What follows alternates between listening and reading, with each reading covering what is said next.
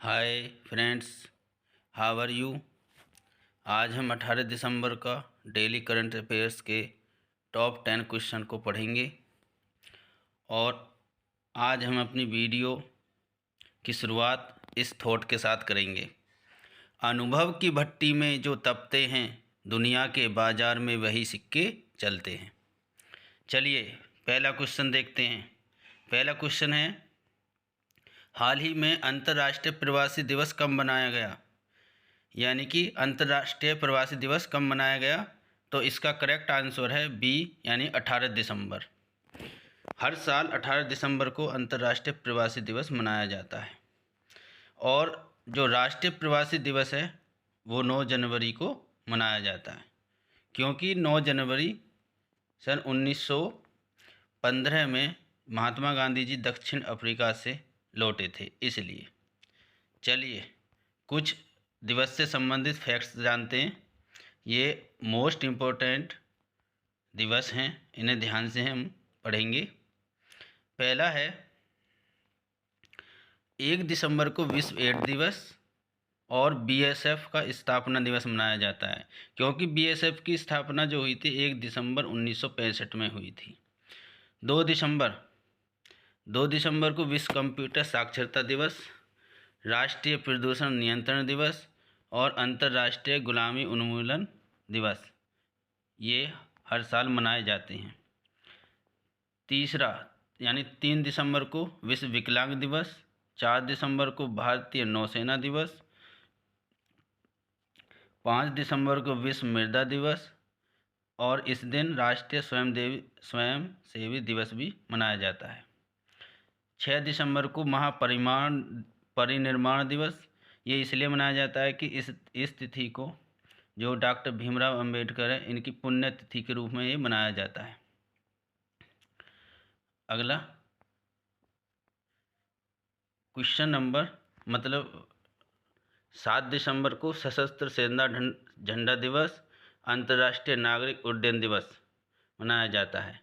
8 दिसंबर को बोधि दिवस, 9 दिसंबर को अंतर्राष्ट्रीय भ्रष्टाचार विरोधी दिवस, 10 दिसंबर को मानव अधिकार दिवस, ये बहुत पूछा जाता है, यानी 10 दिसंबर को जो मानव अधिकार दिवस है, ये कई पिछली परीक्षाओं में पूछा गया है और आगामी परीक्षाओं में भी पूछा जाएगा। 11 दिसंबर अंतर्राष्ट्रीय पर्वत दिवस, यूनिसेफ दिवस भी इसी दिन मनाया जाता है। 12 दिसंबर को सार्वभौमिक स्वास्थ्य कवरेज दिवस और 14 दिसंबर को राष्ट्रीय ऊर्जा संरक्षण दिवस। क्वेश्चन नंबर 2, इसमें पूछा गया है, मोस्ट इम्पोर्टेंट क्वेश्चन है, हाल ही में किस राज्य में समक्का सरक्का केंद्रीय जनजातीय विश्वविद्यालय की स्थापना को राज्यसभा की मंजूरी मिली? तो इस क्वेश्चन का जो करेक्ट आंसर है वो है option number C, Telangana. Telangana राज्य में समक्का सरक्का केंद्रीय जनजातीय विश्वविद्यालय की स्थापना को मंजूरी मिल गई है। ये भारत का पहला जनजातीय विश्वविद्यालय होगा। क्वेश्चन नंबर 3, हाल ही में जारी संयुक्त राष्ट्र की रिपोर्ट के अनुसार विश्व में कौन सा देश अफीम का सबसे बड़ा स्रोत है? तो इसका करेक्ट आंसर है म्यांमार। पहले नंबर 1 पर जो रहता था वो अफ़गानिस्तान रहता था, मगर अब के इस साल म्यांमार नंबर 1 पर है। आइए कुछ फैक्ट जानेंगे इससे रिलेटिव। म्यांमार दुनिया का सबसे बड़ा अफीम उत्पादक देश बना है। 12 दिसंबर 2023 को United Nations office for drugs and crime ने अफीम उत्पादक देशों की लिस्ट जारी की है। पहला म्यांमार जो पहले स्थान पर है और अफ़गानिस्तान दूसरे स्थान पर अफीम की खेती में। म्यांमार ने इस साल लगभग 1080 मीट्रिक टन अफीम का उत्पादन किया है। इसने इस साल अफीम का बिजनेस 2.4 अरब डॉलर किया है, जो उसकी जीडीपी का 4.1% है। अफ़गानिस्तान में 95% की गिरावट के साथ अफीम का उत्पादन सिर्फ 300 30 टन रहा है। अफीम के फूल की औसत कीमतें लगभग $355 प्रति किलोग्राम तक पहुंच गई है। UNODC की स्थापना 1997 में हुई थी। मुख्यालय वियना, ऑस्ट्रेलिया है। क्वेश्चन नंबर 4 चलते हैं क्वेश्चन नंबर 4 पर। मोस्ट इम्पोर्टेंट है। हाल ही में ओमान के सुल्तान कितने दिवसीय राजकीय यात्रा पर भारत आए हैं? तो इसका करेक्ट आंसर है बी, यानी कि 3 दिवसीय, यानी 3 दिवसीय दौरे पर आए हुए हैं। ओमान की राजधानी मस्कट, मुद्रा ओमानी रियाल है। क्वेश्चन नंबर 5 इसमें पूछा गया है, हाल ही में मालदीव ने भारत के साथ हाइड्रोग्राफिक सर्वे एग्रीमेंट को ख़त्म करने का फैसला किया है। यह समझौता किस वर्ष किया गया था? तो इस क्वेश्चन का करेक्ट आंसर है 2019। 2019 में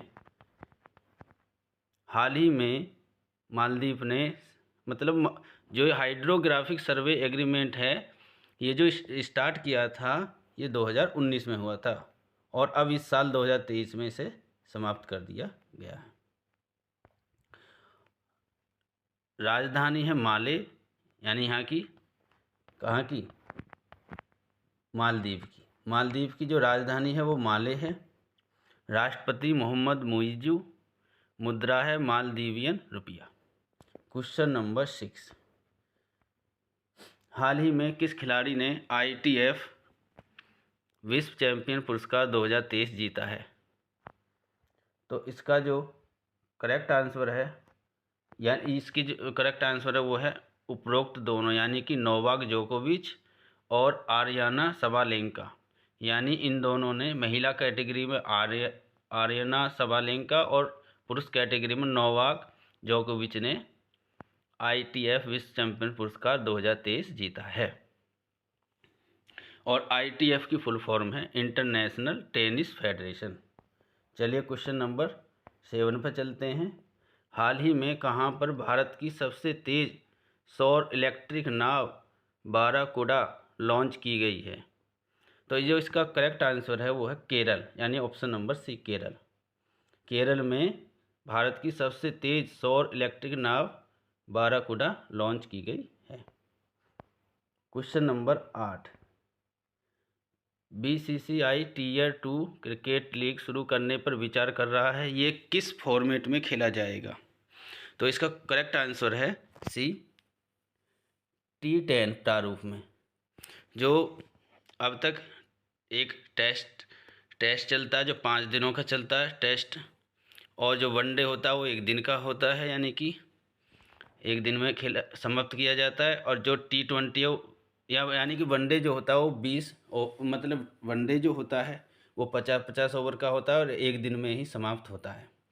और जो T20 है वो 20-20 ओवर का होता है। और T10 प्रारूप जो होता है वो 10-10 ओवर का मैच खेला जाता है।